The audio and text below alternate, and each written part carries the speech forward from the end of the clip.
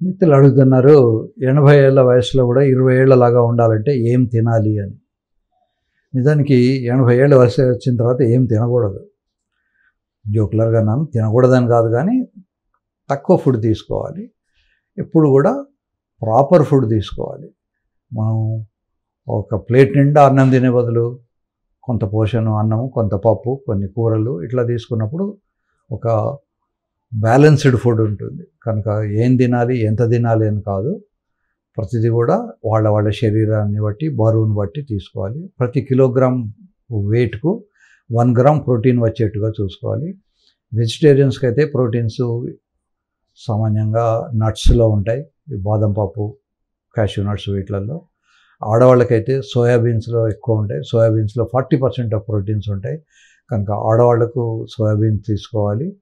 మగవాళ్ళైతే soybean తీసుకోకూడదు. సోయాబీన్లో female hormones ఉంటాయి కనుక సోయాబీన్ అవాయిడ్ చేసుకొని మిగతా పప్పులు, కందిపప్పు, పెసరపప్పు, వీటిలో అన్ని రకాలైన పప్పులలో ఉంటాయి. ఎస్పెషల్లీ వాటికి స్ప్రౌట్స్ అంటారు. వాటిని నీళ్ళలో నానబోసినప్పుడు దానికి చిన్నగా వేర్లలాగా బయటకు వస్తుంటాయి. అవి బెస్ట్. ఆ టైంలో వాటికి హై కాన్సన్ట్రేషన్ ఆఫ్ ప్రోటీన్స్ ఉంటాయి. ముఖ్యంగా ఈ పప్పు ధాన్యాలకు ఒక కవర్ ఉంటుంది. ఆ కవర్ తీయకుండా వాడుకోవాలి.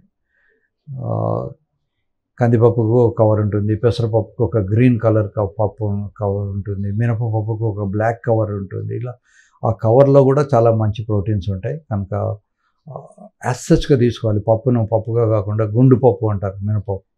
అది కూడా మీది కవర్ తీసేసి వాడుకోవడం మనకు అలవాటు. కవర్తో సహా తీసుకోవడం మంచిది. సో ప్రతి కిలోగ్రామ్ వెయిట్కు 1 గ్రామ్ మినిమం ప్రోటీన్ ఉండాలి.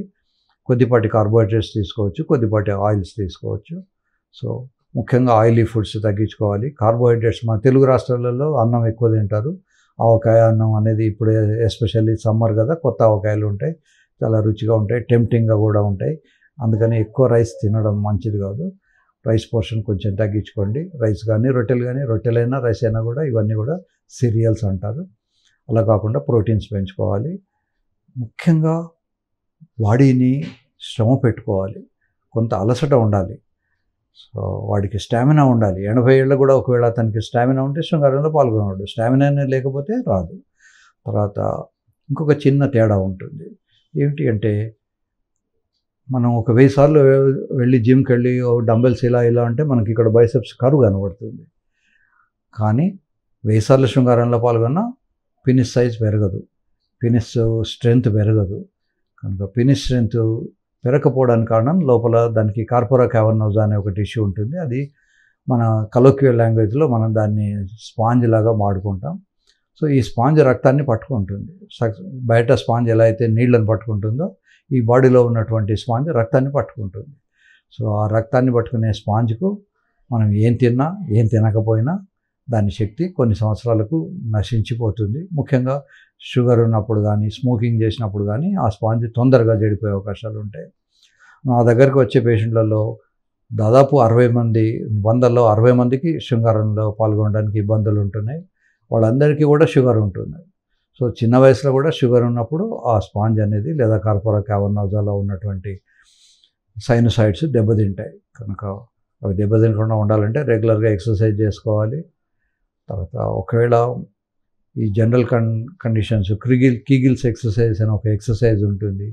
అట్లాంటి ఎక్సర్సైజ్ చేసినా కూడా అది కంట్రోల్ కాకపోతే దానికి కావాల్సినటువంటి మందులు ఉంటాయి. ఈ ట్యాబ్లెట్స్ అన్నీ కూడా కొద్దిపాటి హెడేక్ వచ్చే అవకాశం ఉంటుంది. సో ట్యాబ్లెట్స్ వాడుకోవచ్చు. ట్యాబ్లెట్స్ వాడుకున్నగా కూడా కొద్దిమందికి అనుకున్న రెస్పాన్స్ రాదు, irrespective of the age. 28 years కూడా రావచ్చు, 70 ఇయర్స్ కూడా అతను బాగానే ఉండొచ్చు. సో ఇలా ఏమి చేసినా కూడా అంగం గట్టిపడినప్పుడు ట్యాబ్లెట్స్ వేసుకున్నా దానివల్ల ఫలితం లేనప్పుడు ఈ ఇంప్లాంట్ అనేది పెడతాం.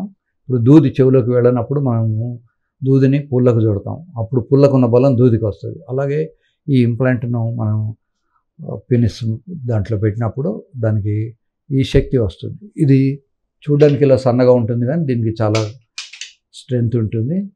ఇది 500 గ్రాములు ఈజీగా మోయగలదు.